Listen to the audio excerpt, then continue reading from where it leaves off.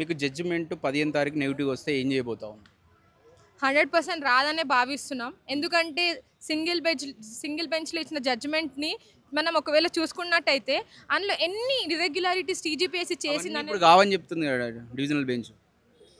అది ఇప్పుడు divisional bench ఏమని చెప్పింది? మీ ఆరోపణల్ని మేము స్వీకరిస్తాము. మీ 15th వరకు ఆరోపణల వరకే చూస్తాం, దాన్ని ఎవిడెన్స్గా పరిగణించలేం కదా. ఎందుకు పరిగణించరండి? ఎందుకు ఎవిడెన్స్‌గా పరిగణించరు?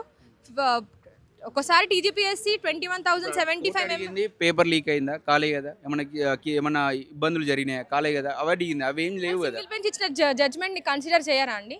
సింగిల్ బెంచ్ జడ్జ్ ఇచ్చింది అది జడ్జ్మెంట్ కాదా? అక్కడ జరిగిన ఇర్రెగ్యులారిటీస్ కాదా? అక్కడ మేమేమన్నా కావాలని చెప్పినామా? మేమేమన్నా జ్యుడిషియరీని ఇన్ఫ్లుయెన్స్ చేసినామా? మా బాధని వాళ్ళు కన్సిడర్ చేసి నిజంగా ఏమైతే ఉన్నాయో 4 నెలలు సమీక్ష చేసి దాన్ని క్లియర్ కట్ జడ్జ్మెంట్ ఇచ్చిర్రు. డివిజనల్ బెంచ్ జస్ట్ 3 అవర్స్‌లోనే జడ్జ్మెంట్ ఇచ్చింది. జడ్జ్మెంట్ ఇవ్వలేదండి, ఇంట్రిమ్ ఆర్డర్ ఇచ్చింది.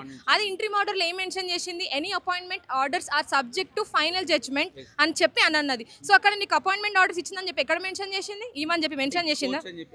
ప్రాసెస్ కంటిన్యూ చేయమన్నది. బట్ అపాయింట్మెంట్ ఆర్డర్స్ ఇవ్వమని చెప్పలేదు కదా. అపాయింట్మెంట్ ఆర్డర్స్ ఇవ్వమని చెప్పలేదు కదా. సో జడ్జ్మెంట్ 15th దాకా ఉందండి. మళ్ళీ రేవంత్ రెడ్డి గారికి అంత తొందర ఏమొచ్చిందండి ఈరోజు ఇవ్వడానికి? ఎందుకంత తొందర అంటే ఇప్పుడు టీజీపీఎస్సీ అనేది కాన్స్టిట్యూషనల్ బాడీయా లేదా పొలిటికల్ పప్పెట్టా? పొలిటికల్ పార్టీకి అఫిలియేట్ అయిపోయిన ఒక బాడీయా ఏంది? What is TGPSC? మాకు ఆన్సర్ కావాలి. మాకు ఇన్ని క్వైరీస్ ఉన్నప్పుడు why TGPSC is not responding? Response రావాలి కదా టీజీపీఎస్సీ నుంచి. ఇంతమంది ఇన్ని క్వశ్చన్స్ రేజ్ చేస్తున్నప్పుడు మా ఒక్క క్వశ్చన్కి కూడా ఆన్సర్ చేయకుండా ఈ సెలక్షన్ ప్రాసెస్ అనేది ఎట్లా ముందుకు తీసుకుపోతారండి? ఎట్లా తీసుకుపోతారు? ఇన్ని లొసుగులు ఉన్నాయి కదా.